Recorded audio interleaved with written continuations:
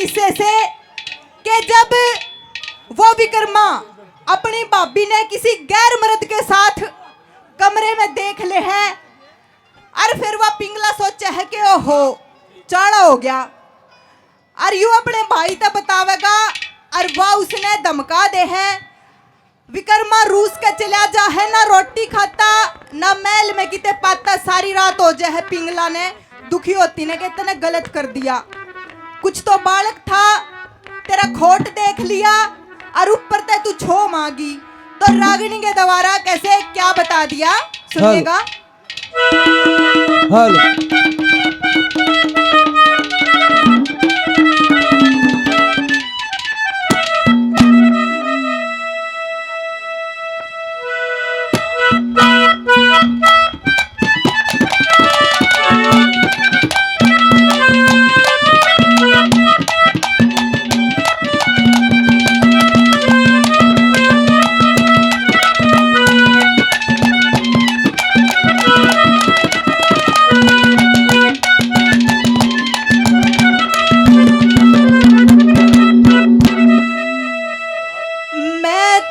भाभी तू मेरा देवर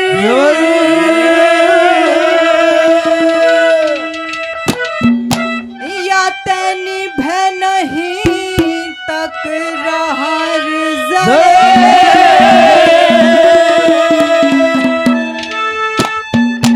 मैं ते रो रो रुधने मचा दूंगी जय ओ चाका करत मार गए